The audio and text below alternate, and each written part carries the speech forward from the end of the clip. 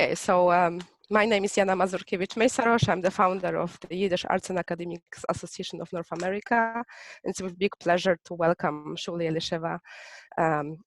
She has an amazing story to share with us. She's a Yiddish teacher, activist, and a poet. And we so far had the pleasure to meet her as a teacher and as an activist, and now we'll meet her as a poet. So I'm very excited to welcome you today. Thank you. So I'm just gonna pin my video here so that you can all see me. Here we go. All right, so hi everybody. My name is Shuli, Shuli Elisheva, and Samantha Zerin in English. And I'm really, I have a lot of mixed feelings about what's going on right now. You know, I kept things into myself for so many years, to such an extent that I didn't even realize until a couple of years ago that maybe there's something going on with my gender identity that I hadn't really understood before. Even though I've been having, you know, bathroom anxiety for years and all sorts of things for years, I just never connected the dots.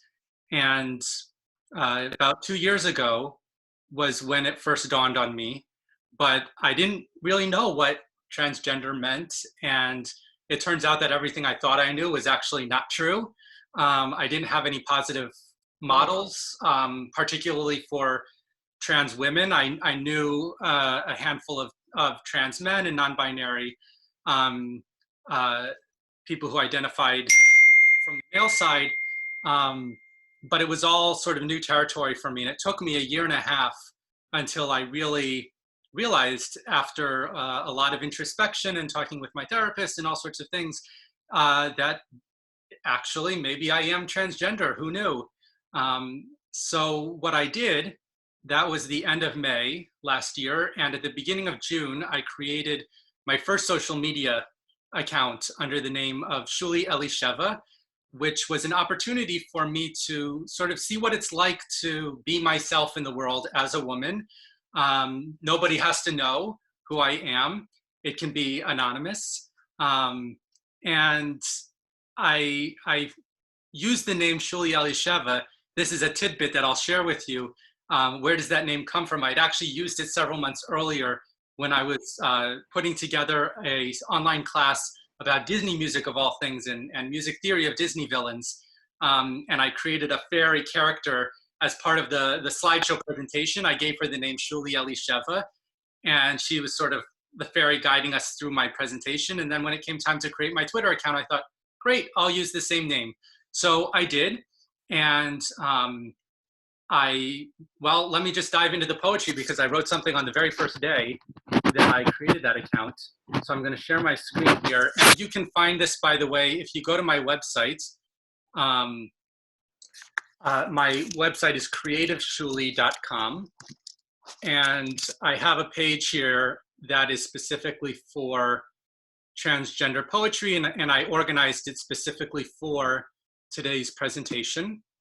So I'm going to share this with you here, and hopefully you should all be able to see this now. creativeshuli.com/transgender-poetry. You can also find it at my website by going to Yiddish and then transgender poetry. So I put in a basic summary of my story here. This was all in the description, but I think it's worthwhile to just sort of remind you all of what we're doing here. So in June 2019, I began writing Yiddish poems to process my gender identity struggles. At the time, almost nobody knew that I'm transgender, but I had just created my first social media account under a female name, Shuli Elisheva, and suddenly found myself with a golden opportunity. For the first time, I could explore my deepest emotions about gender, both publicly and anonymously. I remember actually the moment that I created my Twitter account, and I had to verify my email address and make sure that, you know, everything was set up technically. And then there I was with this empty news feed. And I realized at that moment that I could be anybody. And I actually didn't know what to write because I didn't know, not only did I not know what to write, I didn't know how I was going to write. I didn't know what my personality was going to be. I didn't know who I was going to be. It was as if I'd all of a sudden been dumped into this totally new space where nobody knew who I was. There were no preconceptions about me, and I could just be anybody. And it was a very surreal moment, but also a very freeing moment, even as it was terrifying and full of uncertainty. It was very freeing to feel like I had a clean slate to just be myself. So I started connecting with other trans people on Twitter. I never knew there were so many of us. It's amazing.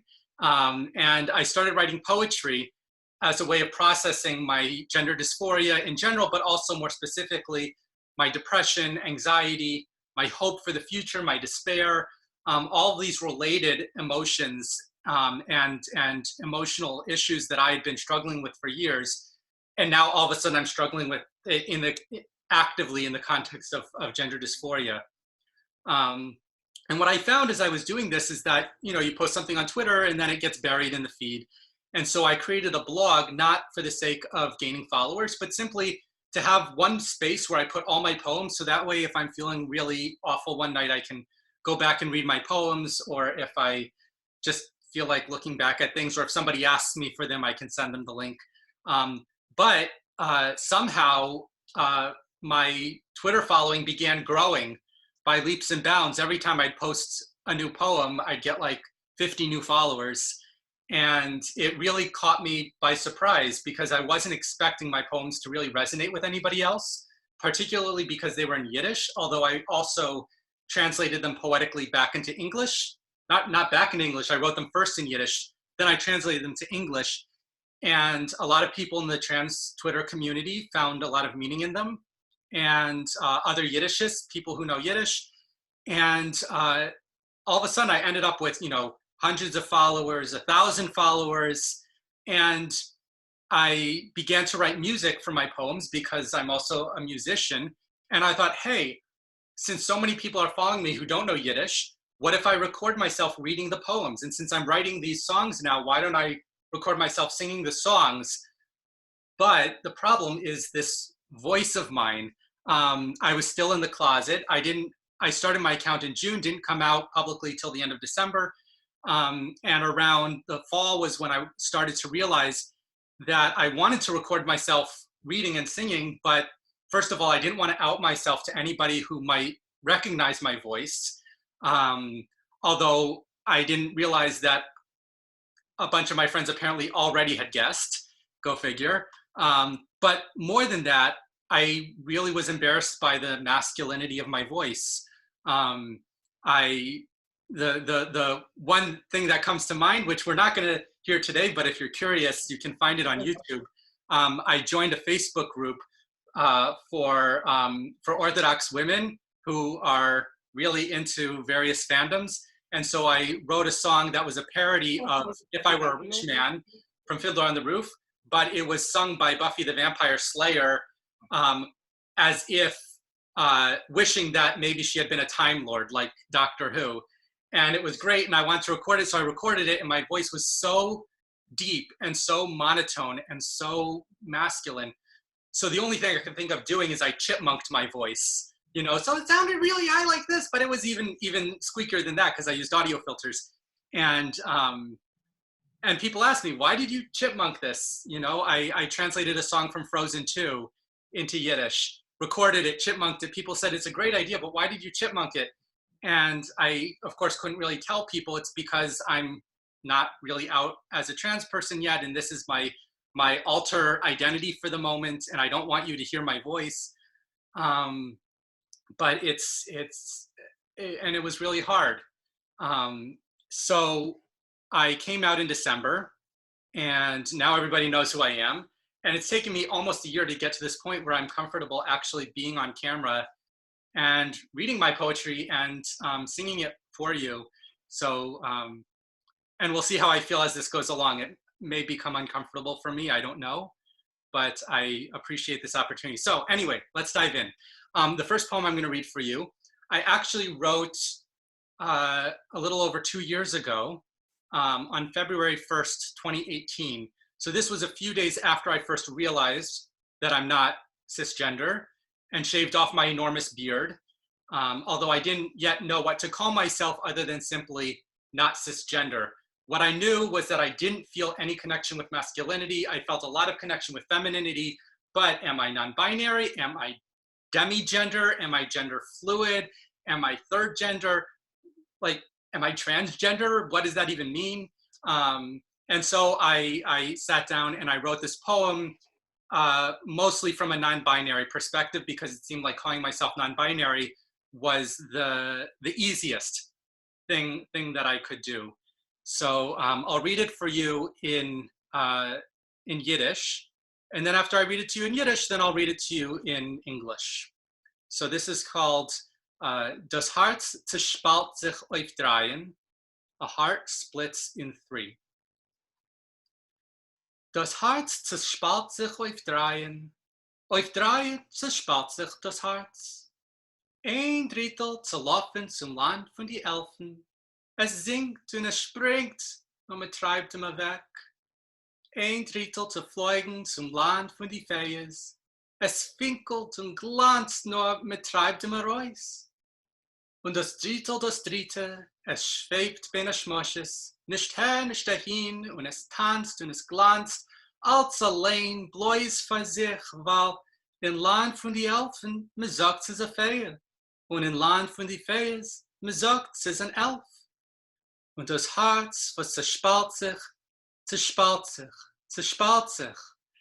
Wer hat den Mut, Cheshek, Verstand, Moide zu sein und sich Wissen zu sein, als das Herz ist ein Elf und es ist gar nicht kein Elf. Als das Herz ist eine Fee und gar nicht kein Fee. Keiner versteht nicht. Keiner will nicht verstehen. Und das Herz zerspalt sich. Ist das sein beschert? So in English, a heart splits apart in three parts. In three parts, a heart splits apart. One part to the land of the elves runs away. It dances and prances and sings as it sways. But the elves, they shun it and cast it away. One part to the land of the fairies it flitters. It gleams and it sparkles with radiance glitters. But the fairies, they bind up its wings and it withers. And the last part, the third, swirls between the two worlds. Not hither, not thither. It dances and sparkles, but only alone, for itself, for it knows. In the land of the elves, they insist it's a fairy. In the land of the fairies, they insist it's an elf. And the heart splits apart, splits apart, splits apart. And who has the courage, desire, and wisdom to listen to truth and to comprehend truth, that this heart is an elf and yet not an elf, that this heart is a fairy and yet not a fairy? Nobody gets it. Nobody wants to. Not even, above all, the poor heart itself. A heart splits apart. Is this really its fate? So that happened. And then a year and a half later, after all of this internal struggling, I realized, wait a minute, I'm actually transgender. I'm actually a woman and I want to live my life as a woman, but I'm scared to do that. And I don't even really still know what that means. I knew hardly anything about what gender transitioning entailed. I was worried that my friends would all make fun of me, that they wouldn't accept me, even though I live in fairly liberal communities.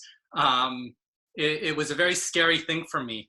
So I created my first social media account with the name Shuli Elisheva, and with a clean slate to write what I want, I wrote this poem that nobody knew. I knew that nobody would ever accept it if they knew it was mine. I think the poem will speak for itself. So here it is again in Yiddish and then in English. In a winkel, zee tinkel, in a heisele in Wald, dort a feye, moledeye, sitzt allein und murmelt, bald. Bald wird man wissen, bald wird man verstehen. Nur gar nicht wird man wissen und gar nicht verstehen. Und die feye, moledeye, schweigt sich. Jul, jul, jul. In a corner full of shadows, in a cottage in the woods, there a fairy full of wisdom sits and mutters, soon. Soon they'll know. Soon they'll understand. But they won't know. They won't understand. And the fairy, full of wisdom, stays silent. Hush, hush, hush. And I actually wrote a melody for this. So I guess I'll sing the melody for you. Why not? It's a very short one. And it goes like this, if I remember it. It's been a while. In a winkel zee tinkel, in a heisele in Wald, dort a feye moledeye sitzt allein und murmelt, bald. Bald wird man wissen, bald wird man verstehen, nur gar nicht wird man wissen und gar nicht verstehen. Und die feye moledeye schweigt sich. You.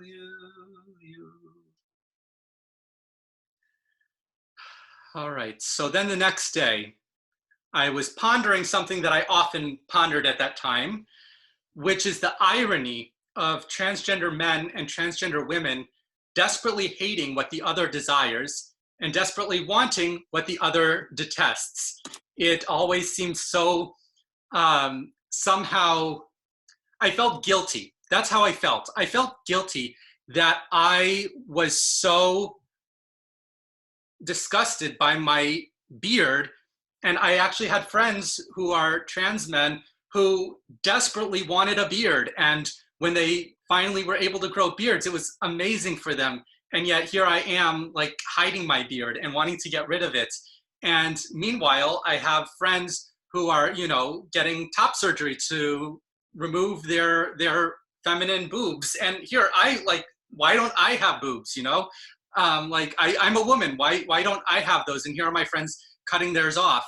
And I felt like, wouldn't it be amazing if there could be, like, in some magic world where, like, the trans women could give to the trans men our body hair and our testosterone and our low voices, and the trans men could give us their, you know, their smooth limbs and their high voices and so forth.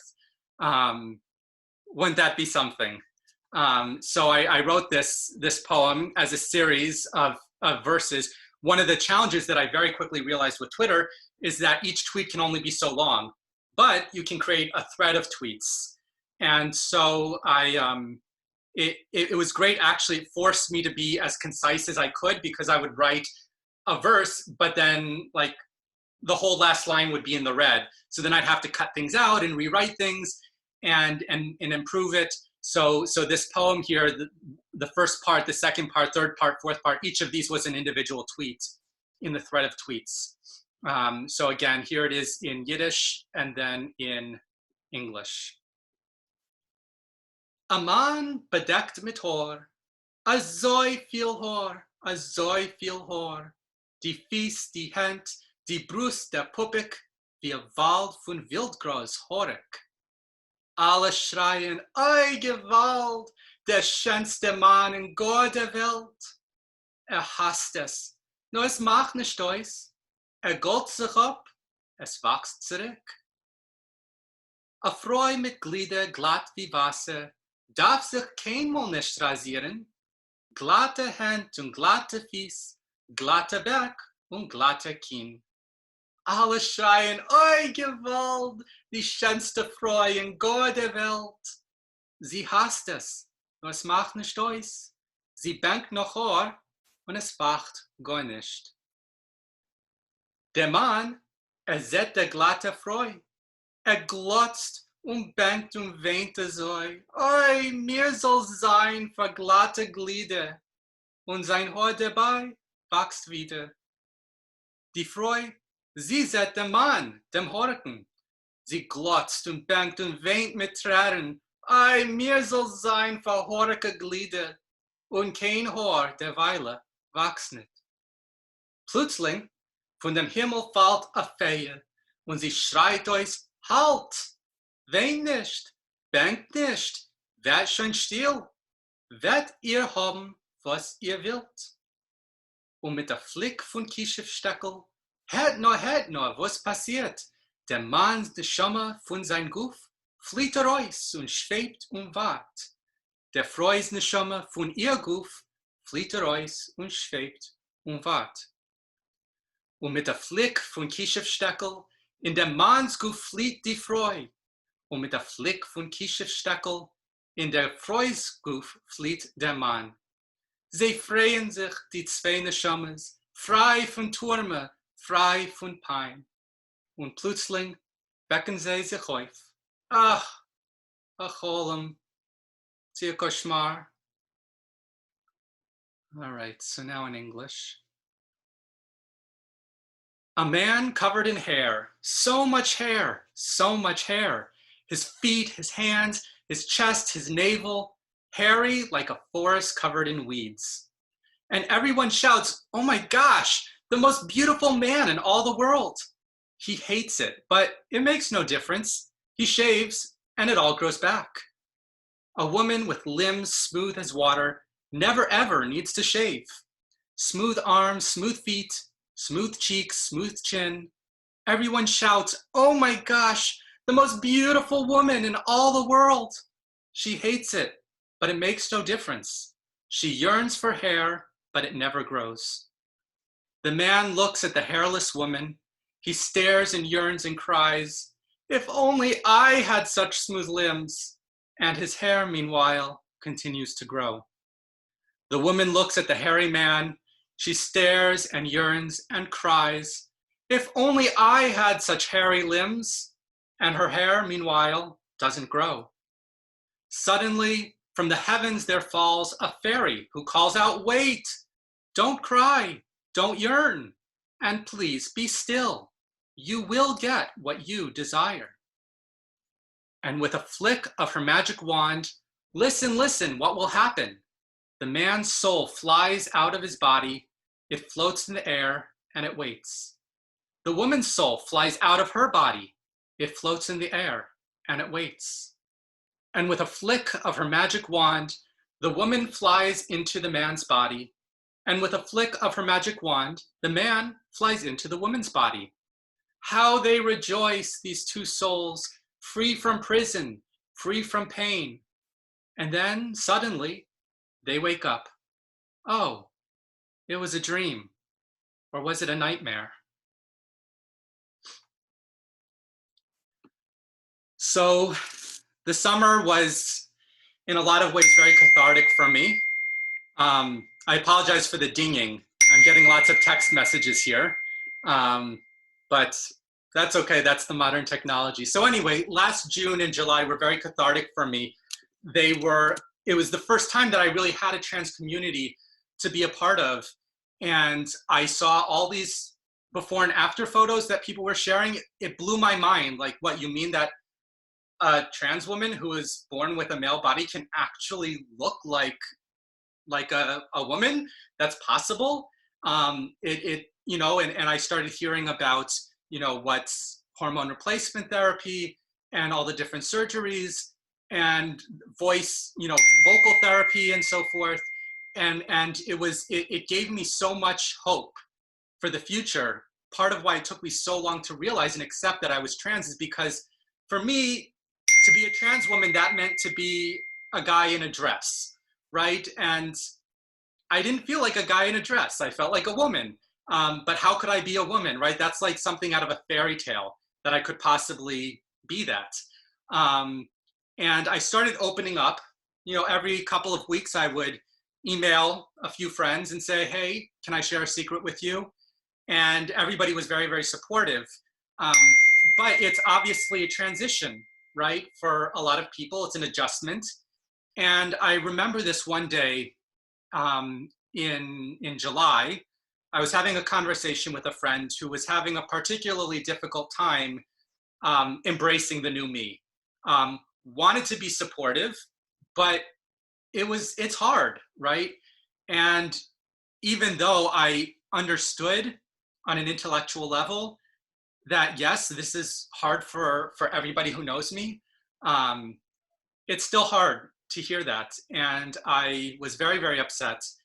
And a few days later, I sat down and I wrote this poem, Defa obe vet dir sein fein. Nevertheless, you'll be okay. And it goes like this. Defa obe vet dir sein fein. Nit gucken de geuf dein Pein. Gucken wirst du tiefer rein in dein Pein herein, tiefer rein in dein Seel herein, wo das pintele Hoffnung winkelt und flackert, sinkt und springt, steht auf und fällt.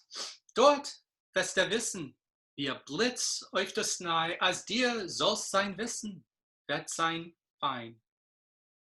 Nevertheless, you'll be okay, even despite your pain.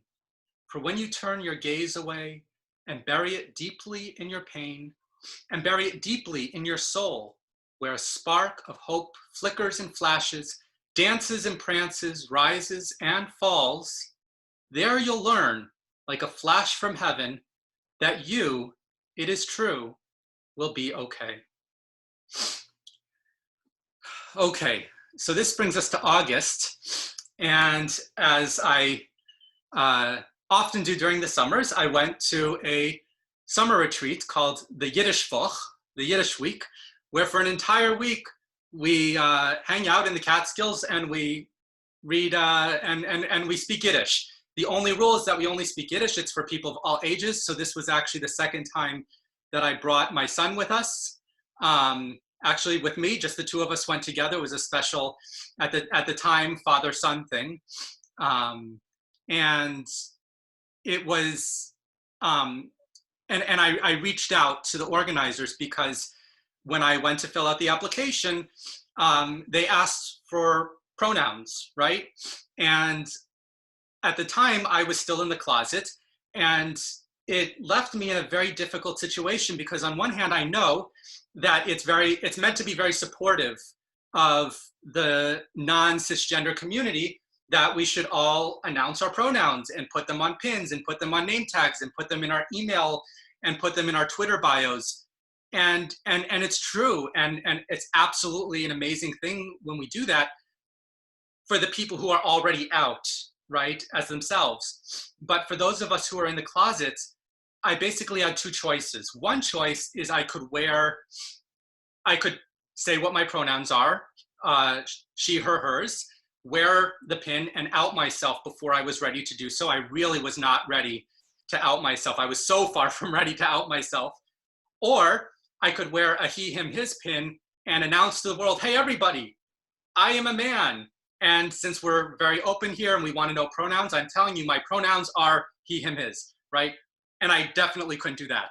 So what was I supposed to do? So I reached out and the organizers were very, very supportive, very understanding. I ended up actually not wearing a pin, except for the night of the talent show. I decided that I was going to be very bold and go up on the stage and tell people that I have a friend named Shuli Elisheva who writes Yiddish poems on Twitter, and they're beautiful poems. And because she's in the closet, nobody knows who she is. She can write whatever she wants and nobody knows it's hers. Of course, I just outed myself, right, to anybody who could read between the lines. But I put on one of the he, him, his pins so that I could like really try and fool people. Like, no, I really am me, and Shuli Elisheva really is somebody else. I wasn't fooling. I think I was fooling some people, but not everybody, it turns out. But anyway, I wrote this poem while I was there. And in fact, I think I wrote this the night before the talent show and recited this at the talent show.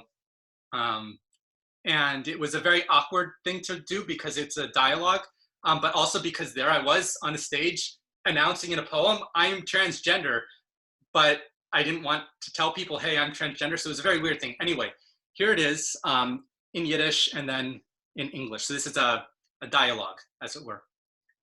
Hi. Hi. Pronomen. Meine. Ja, deine. Ich. Nu.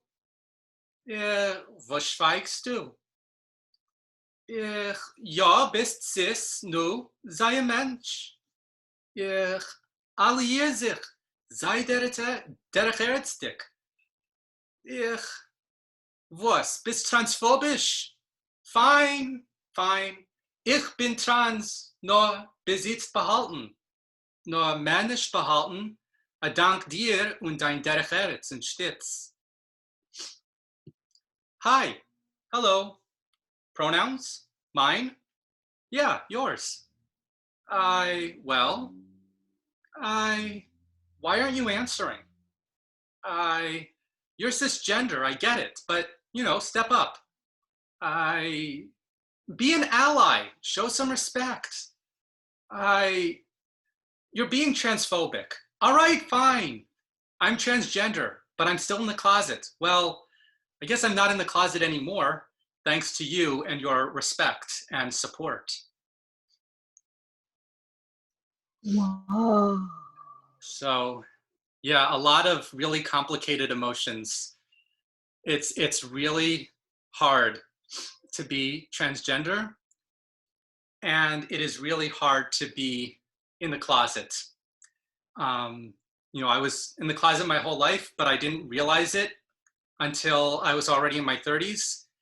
And once I realized it, it was basically all I could think about every day, almost constantly throughout the day. I was thinking about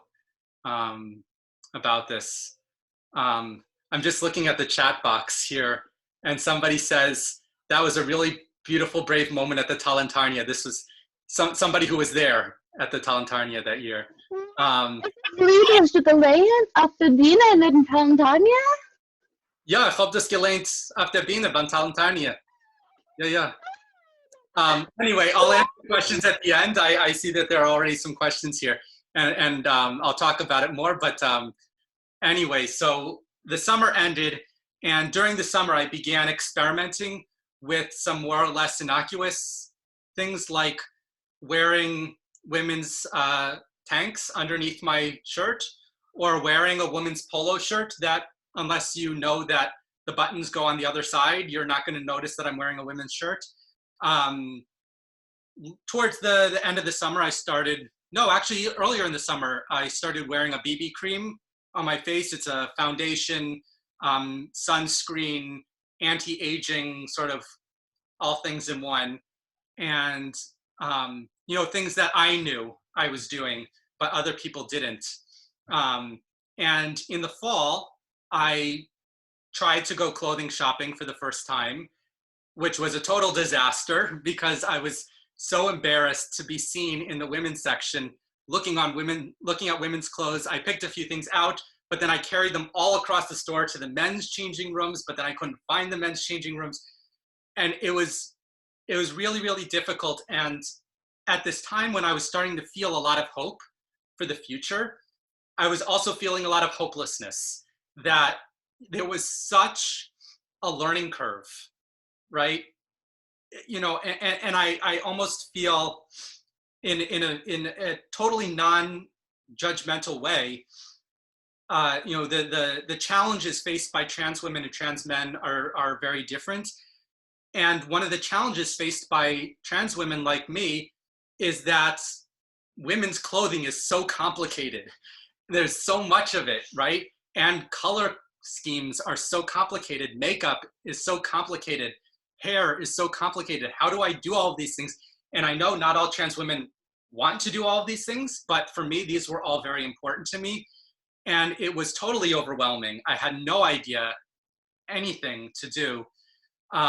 So this brings me now to my next poem, Der Toya is Troje, or The Gate Between My Past and My Future, which is really, I think, grappling with this tension between hope and hopelessness, between hope in the future, but still being held in the past, and what is it that's really holding me back here?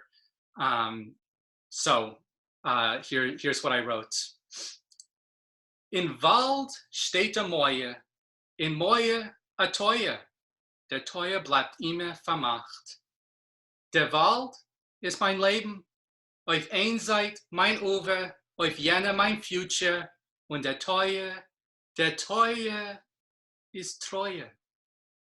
In a forest, there's a wall. In the wall, a gate, and the gate is always locked.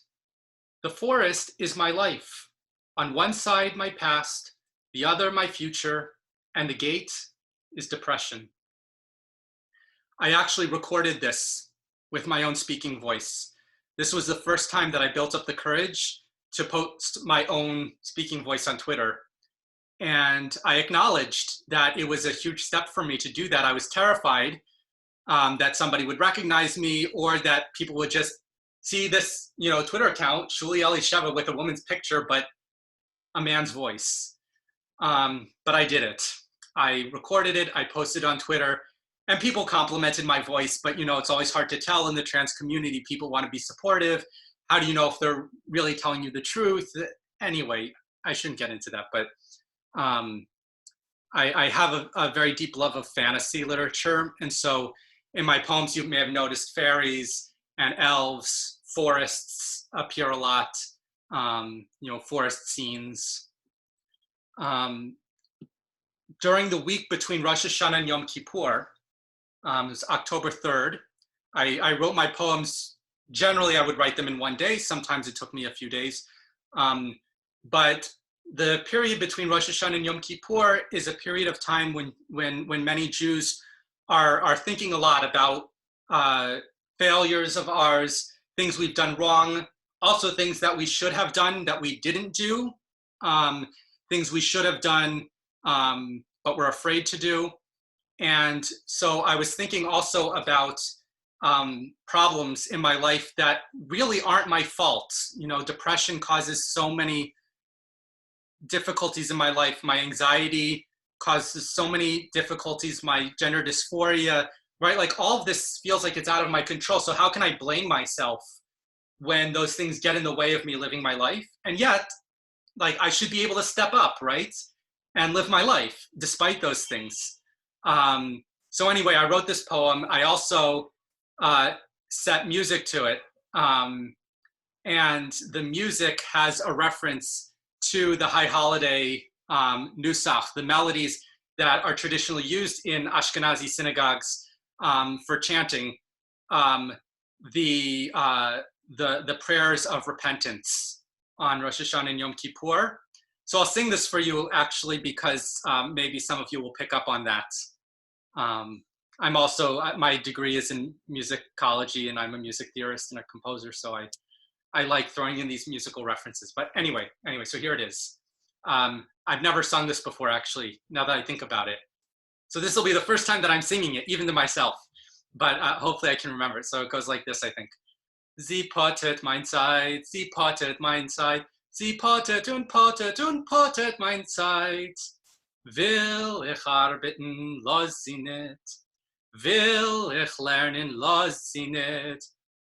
Will ich abi was tun auf der Welt, los sie nicht. Allemal los sie mich nicht.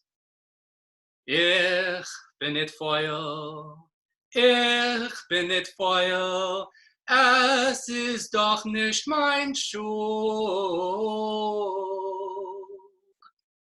Oi, wie ich hastig ei Depressie. I actually wrote music, not just the vocals, but also an accompaniment for piano and vibraphone, I think, or celesta, something like that. It's on my website. If you go to music, my musical compositions, I actually have it there, and the computer is singing la la la right on the words, because I wouldn't do my own voice for that, but you can hear the music if you're curious about it. So the English: she wastes my time, she wastes my time, she wastes and wastes and wastes my time. I want to work, and she says no. I want to learn, She says no. No matter what I want to do, she doesn't allow it. She never allows it. I'm not lazy. It's not my fault. Oh, how I hate you, depression. And it's she, because in Yiddish, depressia is a feminine word, die depressia. So in Yiddish, I use the pronoun sie. So I did the same thing in English. Anyway, yeah, that carries a lot for me. By the end of November, I had written quite a lot of poems. I'm just giving you a selection of them. This isn't all of them. But I often wrote my poems when I was feeling particularly dysphoric or particularly depressed or miserable or anxious. And this is a poem that I wrote after midnight, hence, es ist spät bei Nacht, it's late at night, und ich schlaf nicht, and I'm not sleeping. I think it must have been 1:30 or something in the morning when I posted this on Twitter. I can go back and check. But one of the challenges that I faced in this poem, after I wrote it in Yiddish, I thought, okay, now I'll translate it into English. But one of the challenges that I'd often had translating my poems into English from Yiddish is that I enjoy words, I enjoy sounds, and not just rhymes, but also playing with the words in other kinds of ways. And so in this poem, for example, in the second verse, I'm sort of half rhyming fenster, finster, schlafen, schleppen. And how do I do that in English, right? Because if I translate those words in terms of their semantic meaning, then I'm going to lose the fenster, finster, schlafen, schleppen. So the English version of this is actually slightly different in terms of the meaning, but it's great, right? I guess we have two different ways of expressing what was going on in me at that time. But I was trying, so in the English, instead of fenster and finster, schlafen and schleppen, I had stars, stirs, sleep, slip, things like that. So anyway, here it goes. Es ist spät bei Nacht, ich schlaf nicht. Ich sitz und ich tracht, ich schlaf nicht. Guck ich heraus durch ein Fenster und ot seh ich schon, was ist finster. Es wird sich mein Guff schon gehen schlafen. Ich gehe ihm schon Treppe rauf schleppen. Und es ist spät und ich schlaf nicht. Und ich sitz auf mein Bett und ich schlaf nicht. Is ot? Ich schreibe ein Lied. The stars are twinkling, I'm awake. I'm sitting and thinking, I'm awake. I look outside at the stars, something inside of me stirs. My body wants to sleep, my limbs begin to slip. But the stars are twinkling and I'm awake. I'm sitting and thinking and I'm awake. And so I write a poem. I actually wasn't sitting on my bed. I was sitting at the dining room table. I have this vivid memory of sitting there. It's amazing. Every one of these poems is just so loaded. Oh boy, especially this next one. Okay, so this one, I came out to the world at the end of December 19th, I think it was, 17th, 19th, something like that. It was a Thursday night. And then the following week, I started hormone replacement therapy, taking estrogen to boost my estrogen counts and spironolactone to suppress my testosterone and my androgens. And I wanted to write a tchina. Tchinas are usually Yiddish prayers written by women. The tradition really became very popular in the 18th and 19th centuries among women who didn't know Hebrew, because Hebrew was like the men's religious language.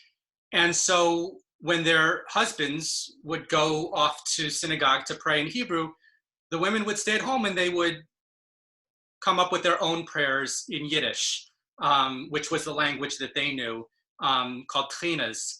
And part of why I was thinking about this, two reasons. One is because as I mentioned, I'm a music scholar, and I was teaching that semester at Hebrew College in Newton, Massachusetts. I was teaching a course on the history of Jewish music.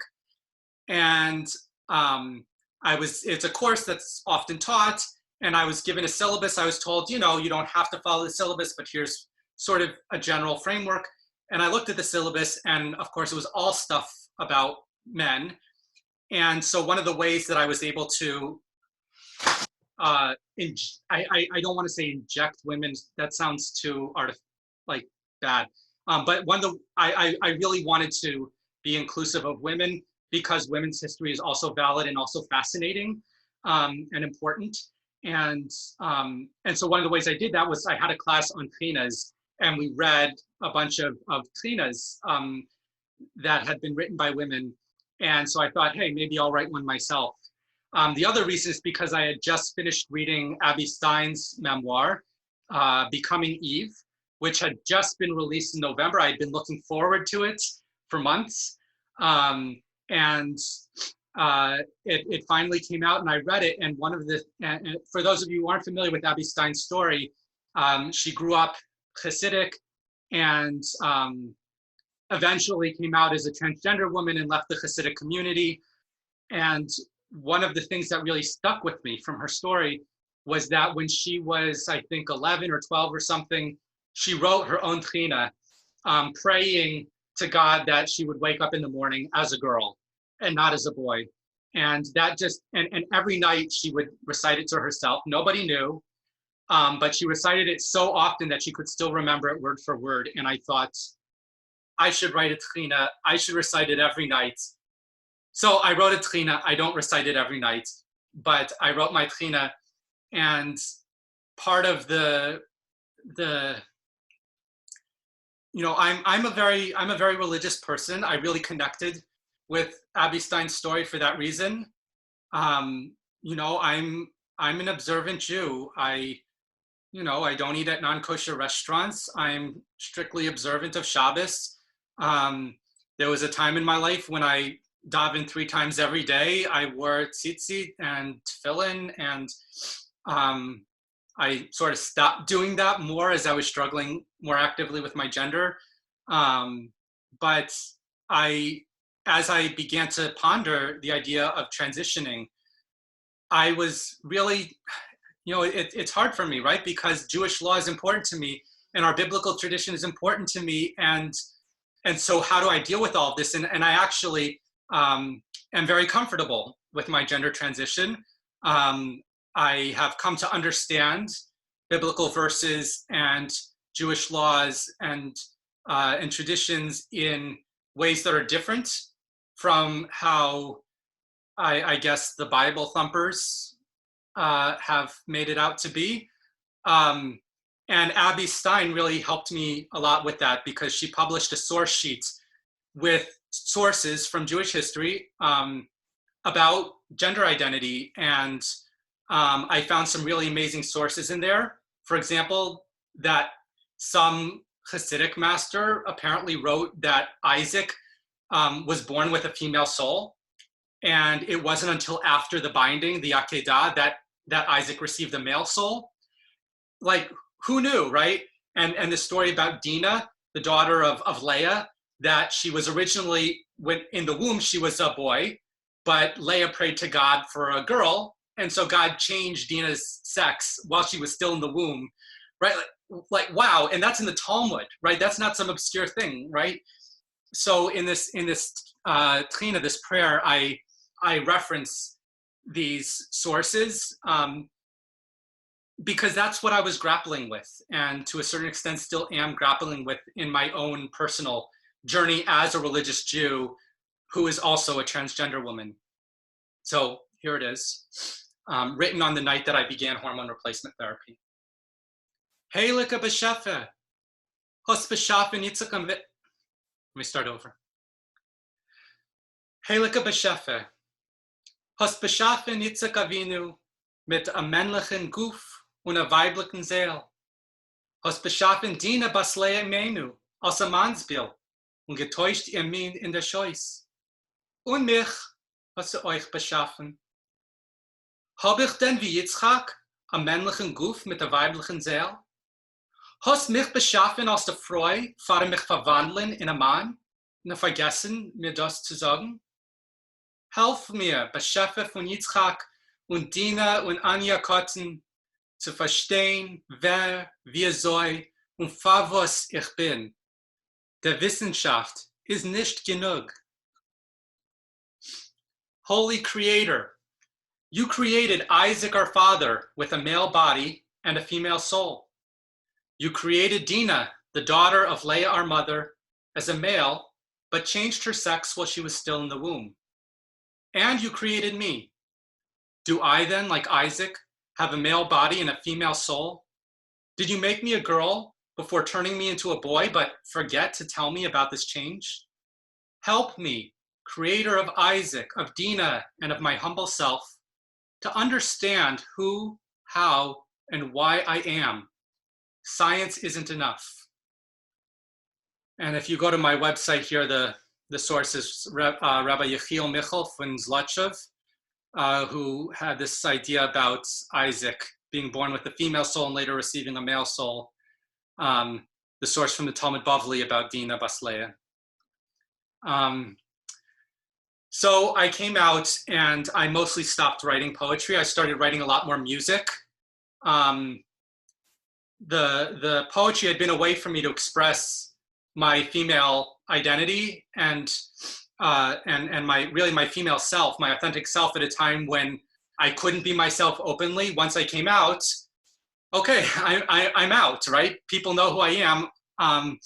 So I was able to speak more openly. By that time, I also had a Facebook account, which I was using specifically for my creative work and also to talk about my gender-related stuff, so that I wouldn't have to bombard all my friends on my main account with gender-related things if they didn't want that. So I ended up not writing as much poetry. I did write some. But recently I wrote something, and I'm gonna premiere it for you now. Nobody's seen this unless they went to my website last night, which is when I posted this on my website. So last year, Disney came out, well, Disney's been coming out with a whole bunch of these live action versions of all the animated musicals that I grew up with.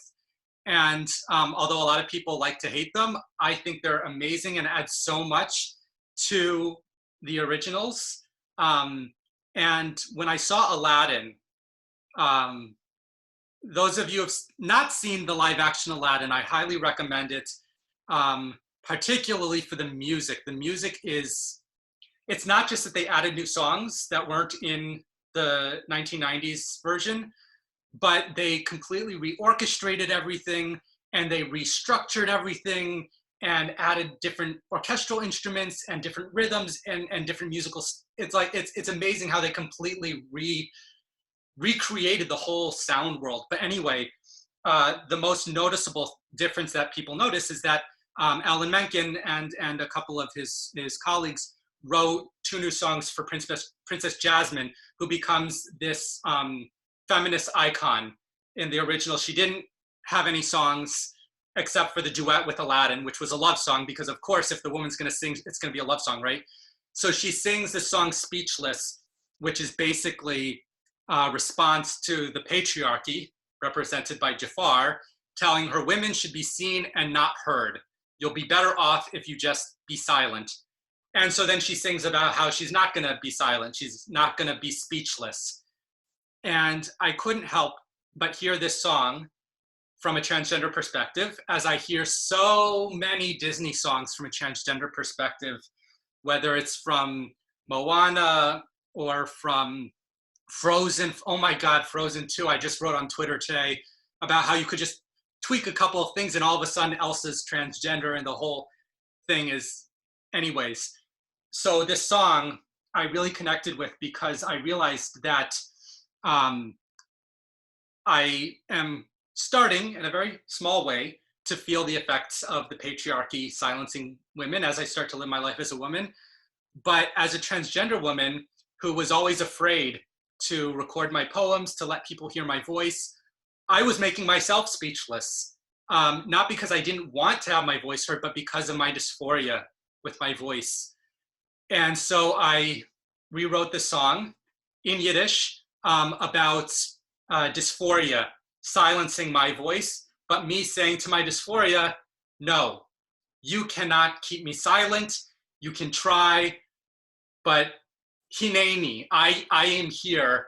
I am present. I am me, and that's it. So I'm going to sing this for you in Yiddish, and then I'll actually, why don't I do it in English first? This time I'll read it to you in English, and then I'll sing it in Yiddish. And after that, then I'll open things up for questions and answers. So here I'll read it in English first, then I'll sing it in Yiddish. Here comes a wave meant to wash me away, a wave of self-torment and horror. Beaten and broken by lifelong dysphoria, my voice drowns itself in my mouth. I cry out loud, but I won't crumble when my own voice disgusts my heart and soul. Go order me silent. I won't lie anymore. Enough with the worries. I scream from my bones, hineni. 'Cause I am I. That's who I am. I didn't choose this. This is who I am. And I scream, I am here, hineni. The Torah tells us with crystal clear words, the laws, the rules, and the standards. A man should not wear a woman's clothing. But hey, I'm not a man, now am I? And I'll never again be broken. So come on and try. Try to cut me and break me and stab me and order me silent. I won't lie anymore. Enough with the worries. I scream from my bones, hineni. 'Cause I am I. That's who I am. I didn't choose this. This is who I am. And I scream, I am here, hineni. Dysphoria is a poison that creates its own antidote, made from tears and suffering, from misery and pain, and I just don't care anymore. So order me silent. I won't lie anymore. Enough with the worries. I scream from my bones, hineni. 'Cause I am I. That's who I am. I didn't choose this. This is who I am. And I scream, I am here, hineni. And I scream, I am here, hineni. And I scream, I am here, hineni. Hineni.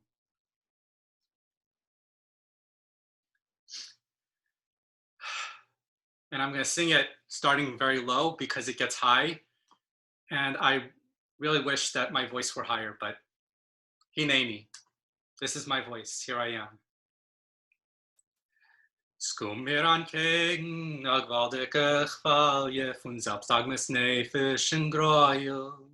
Zerbrochen, zerkrochen, von schwerer Dysphorie, der tränkt man Kohl sich in Mäuel.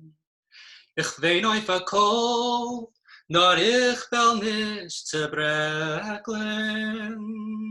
Wenn mein eigene Kohl to mein Herz Neshama eklen, Jehes mir schweigen, ich geh mir nicht leiden, genug schon mitten deigen, schrei ich heive kayam hineni, weil ich bin, das bin ich glaub das nicht, das bin ich, und ich schrei, ich bin da hineni. Es steht in der Teure mit klare Diborim, die Chukim Mishpatim und Klolim. Am Mann tun ich gehen, kein weibliche Kleider, und doch bin ich gar kein Mann nicht. Und ich werde nicht mehr zerbrochen. Anu give a proof. Komm mir hacken und brocken und stochen und heiß mich schweigen. Ich geh mir nicht leiden, genug schon mitten deigen. Schrei ich heibe kayam hineni, weil ich bin, das bin ich. Ich glaub das nicht, das bin ich. Und ich schrei, ich bin da hineni. Dysphoria is a song, was schafft allein dem Antidot, gemacht von Tränen und von Leiden, von Yiddish und von Pein.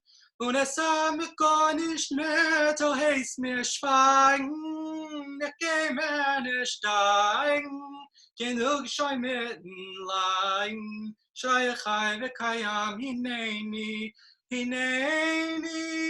weil ich das bin ich glaub das nicht, das bin ich, und ich schrei, ich bin da, hineni, und ich schrei, ich bin da, hineni, und ich schrei, ich bin da, hineni, hineni.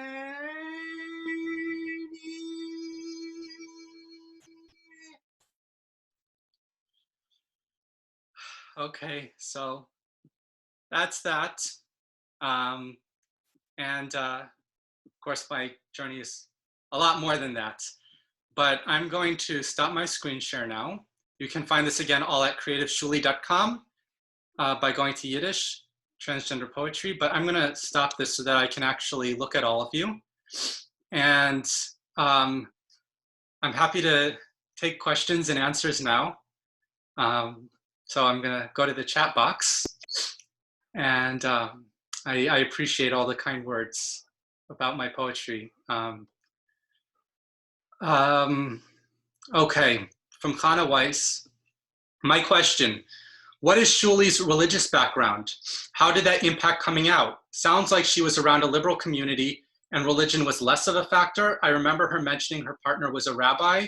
I grew up, my mom's family ran away from the Hasidic world. My father's father is a classic reform rabbi, so my parents met in the middle, decided to raise us conservative. But where I grew up, there was no Hebrew school at the conservative synagogue, so I grew up in a Reconstructionist synagogue. And all of which is just to say that I've got a lot of different traditions in my yichus, in my heritage. And as I got older, I became more and more observant. I never consider myself a Baal Tshuva, somebody who's returning to the religion, because when I was a kid, Shabbos was very important. We had Shabbos dinner every Friday night. But then afterwards we would watch a movie. And so now Shabbos is still important to me. I just observe it much more. We kept kosher when I was growing up, but we would go out to restaurants and I would not get pork. I would get a steak, but I, of course, was oblivious to the fact that people made mashed potatoes with butter and milk, who knew, and that they put butter on the steak.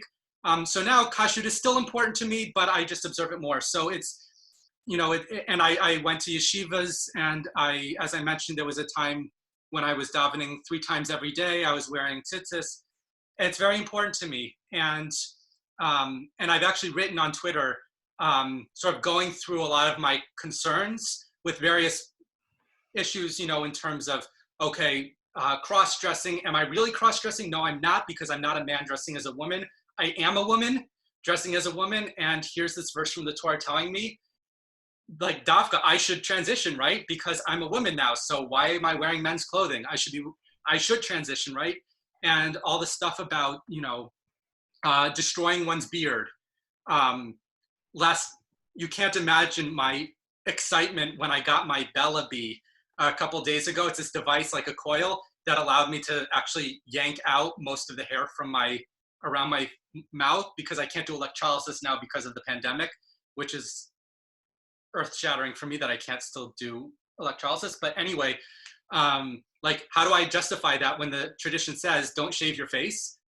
Well, anyway, I can talk about that another time. That'll be another webinar perhaps, but I am a very religious person, and I do think about this a lot. And I'd be happy to talk more about that another time. Anyways, that was a really beautiful, brave moment at the town. Tarnia, thanks. Yeah, I love this so much. I have to run. Okay, so glad to hear the poems, almost in person. Zeige sind stark und schreiben, sing weiter, write and sing more. Millen sich sehen. I run a Flipgrid thing for Yiddish-speaking families, for the kids to speak Yiddish every day. What? So this is what? Yeah, Can Yiddish-speaking families have one join? Huh? Can Yiddish-speaking families of one join your Flipgrid? Well, if you're 5 years old or 6 years old, well, I mean, we could be a Oh family. my But anyway, so this comment was from somebody whose daughters are in my group. Anyway, Oh, so you're like their remote Yiddish school teacher to all of the Yiddish-speaking kids. I mean, there's like 10 of us, but that's the coolest. Yeah. Well, you know, like we're not in school, so why not, right? And it's all non-synchronous, the way that it's set up, so time zones aren't an issue. Anyway, great. Yashikoya, Gedanken, Grüßen zu alle, greetings to alle. So vulnerable. Thank you, Abby, and powerful and incredible. All right, so should create a theater play using these, right? Yeah, so if anybody else has questions or comments, feel free to put them into the chat box. And I'm happy to answer. You can also reach out to me on my website. There's a form to get in touch with me. I'm also on Twitter at Shuli Elisheva. You're welcome to follow me there. If you're interested in music theory and Disney music, you can check out my blog, disneymusictheory.com. I, do lots of things. I don't just write about gender, right? Like, I'm a trans woman, but I'm also, a music scholar and a composer and all these things. So thank you all for being here and for helping me to have this space. Somebody's asked, okay, so Kaylee asks, is there a reason for so many fantasy elements in your poetry? Is it easier to think about some things in those terms? Let me screen share again.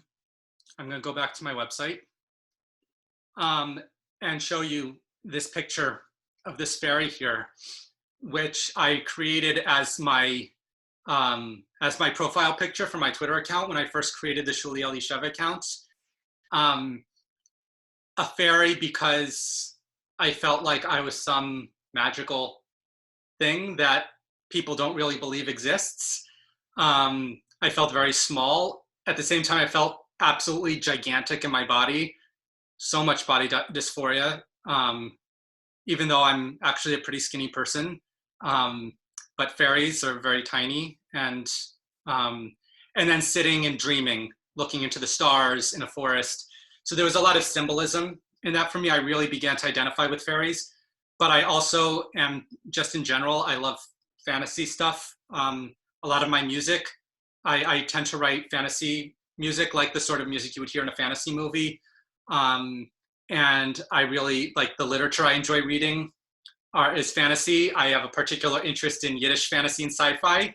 Some of you may know that I've been doing a series of webinars through the Yiddish Arts and Academics Association of North America about Yiddish fantasy and sci-fi literature. You can find information about some of those on my website. So yeah, I just generally have an interest in fantasy, and I also do think it's easier to talk about it in these more abstract, fantastical ways, because it allows me to talk about my soul and to talk about my wishes that I could somehow magically change my body. And to be honest, as much as I'm so fascinated by all the medical technology, and my scientific understanding of gender has been so changed by all of this, but it really feels like I'm living in a fairy tale. Like I look at my body after being on hormones, like, wait a minute, why does my body look like this now? And why does my skin feel like this now? And it's like being in a fairy tale. Why is everybody calling me she and her? It's like being in a fairy tale. So I really connect with the fantasy stuff. All right, so I'm stopping my screen. I love this. I hope you're right. I hope you write young adult novels about stuff like that. That's so amazing. My dream, one of my many dreams, is to write a Yiddish fantasy novel. So someday, perhaps, but we'll see. I wrote a story, actually a short story, this summer in Yiddish called Cheerios. Maybe some of you remember it. That was about, it was full of fantasy and mermaids and elves and Cheerios of all things. So I'll send that to you. Maybe you'll get a kick out of it. All right. Thank you. All right. So it's 1/4 past, I think we should probably wrap up. Yes, wrap up. Thank you very much. It was very powerful. I'm incredibly grateful to you for sharing this. And please do be in touch. I really, I genuinely like people. I'm an introvert, but on the internet, I don't have to be in the same room as lots of people, so it's okay. So definitely get in touch. I would love to hear from you. Sure, and maybe we could even create some kind of Lioncrize, because I know people are interested in new Yiddish literature. We don't necessarily need to. Oh, so I should mention that I do run a Yiddish Harry Potter reading group. Yes, please talk about it. On 3 sessions of it every week. We're in chapter 2. There have been requests to start another session for people who missed the boat and want to start over from the beginning again. So, well, yeah, stay tuned. Go to my website, sign up for my email list, and I'll send you. They can catch up at this point. I think you should maybe like wait till we get further before you start another round, right? Like, you know, 1 chapter is not bad. Yeah. All right. Well, thank you. Sei gesund. I love it. Stark und be yourself. Yeah, and if you haven't heard yet, we have a big black wedding, Mageyfe Khasene, coming up this Sunday. We invite everybody to chase the plague away. So here I'm putting the link to the event.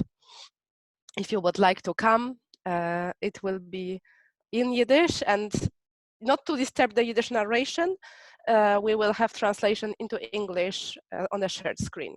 So for those of you who want to hear Yiddish and not be disturbed by this English, we want to accommodate everybody, both Yiddish speakers and English speakers. So I think maybe that would be a good way to do it. Zoom allows us, you know, so many things.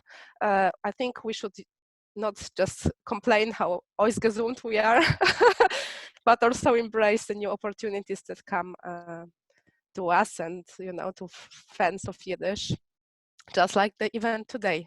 And I'm very sorry we couldn't share it with the Pride Parade, because I know we had participants from that organization too, but we'll share it on Facebook as a recording. So if you have friends who want to see it, you can simply send them the link. And this is, so yeah, I already sent the link. This is our email. If you want to be in touch with us, you have any questions or requests, don't hesitate to write to us. And hopefully we'll see Elisheva again, Shuli Elisheva again at some point. Großen Dank. Bis später. See you soon. And a good Shabbos, Allah. Oh yeah, that's right. It's already Friday. Good Shabbos. Good Shabbos. Good year.